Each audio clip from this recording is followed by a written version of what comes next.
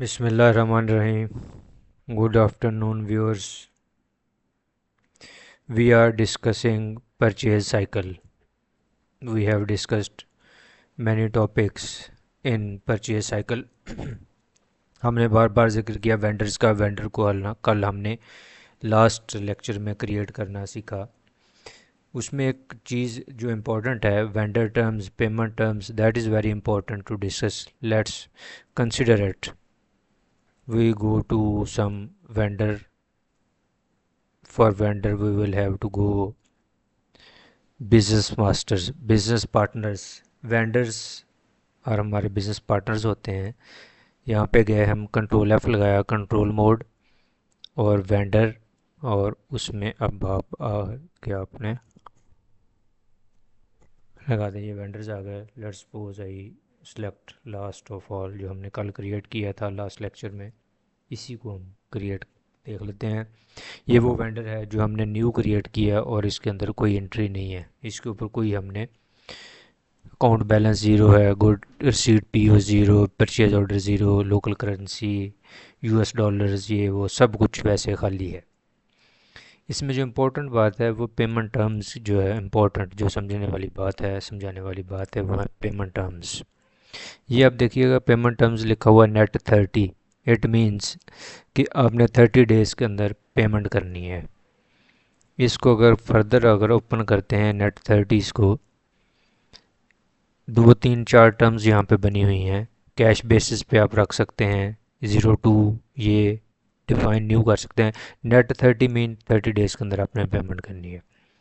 हम define new करते हैं और फिर देखते हैं इसमें क्या होता है. Payment terms code, suppose I से इट इज़ 3. 2 पहले बना हुआ, मैंने इसको 3 कह दिया. ड्यू डेट बेस्ड ऑन, इसकी ड्यू डेट कब स्टार्ट हो जाएगी, कब से आप डेट काउंट करना शुरू कर देंगे जी. हम कहते हैं जी डॉक्यूमेंट डेट पे, जिस दिन डॉक्यूमेंट हमारे पास आ जाएगा हम उस दिन से इसकी ड्यू डेट स्टार्ट कर देंगे. Document date start from month start, suppose that months days, month start से हम कर देंगे.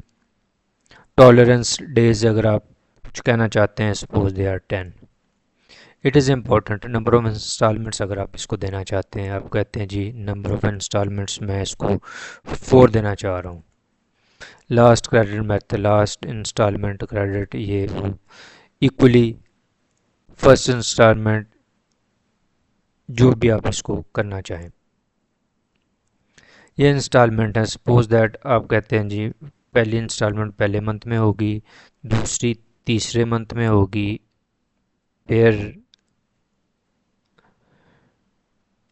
तीसरी 15 डेज़ के बाद होगी, उसके 15 डेज़ के बाद, और चौथी उसके 10 डेज़ के बाद होगी. सपोज दैट आपने यूँ करके इसको ये कर दिया. आप कहते हैं जी पहली आपने जो देनी है 50%, दूसरी 25%, तीसरी 30%, और रिमेनिंग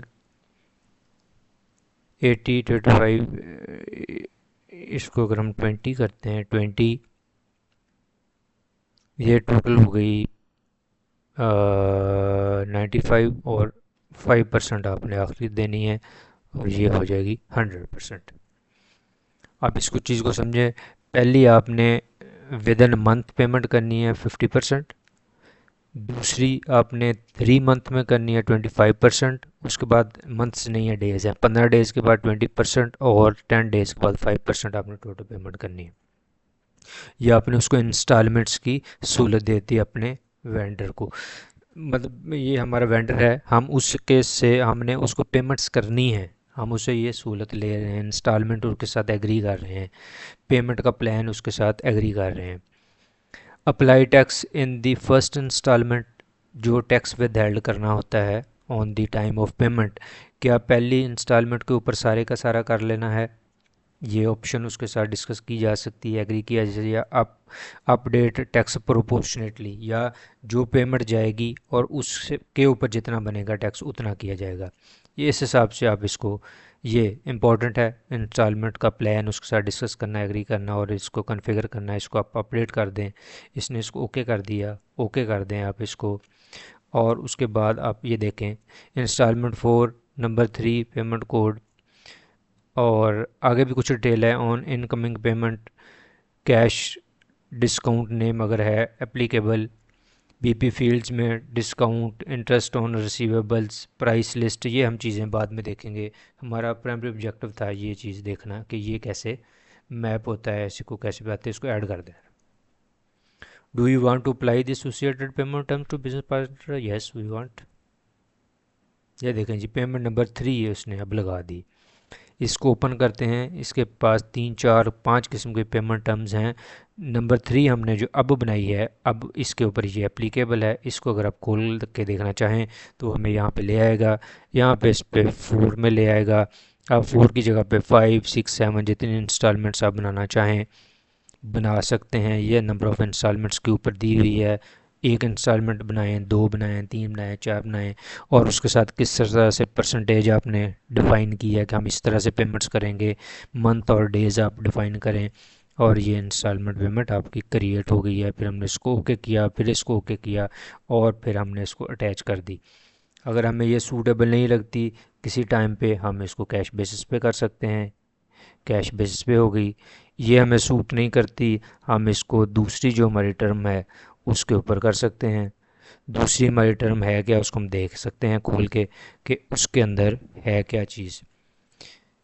ये मंथली पेमेंट्स हैं, पहले मंथ में 3 में 5 में 6 मंथ में 50%, 25%, 12 एंड 12.5, इस तरह से 100% ये बनती है। इसको हम खोल के देख सकते हैं, इसमें चेंजेस कर सकते हैं, और जो भी हमारी सूटेबल टर्म्स एंड कंडीशंस उनके साथ तय होती हैं अपने वेंडर्स के साथ जिनके से हम परचेज़ कर रहे हैं, वो हम अप्लाई करते हैं। यहाँ पे हमने नंबर 3 चूज़ की हुई है, इस वक्त हमने डेवलप की है नंबर 3, हम उसी को अप्लाई करके ओके कर देते हैं। It is important lecture from view point of payment terms, क्यों पेमेंट टर्म्स बहुत ही इंपॉर्टेंट होती हैं वेंडर केस में, कस्टमर केस में भी हम देखेंगे। अब तक के लिए इतना ही, उम्मीद है आप लोगों ने फॉलो किया होगा। टेक केयर, अल्लाह हाफिज़।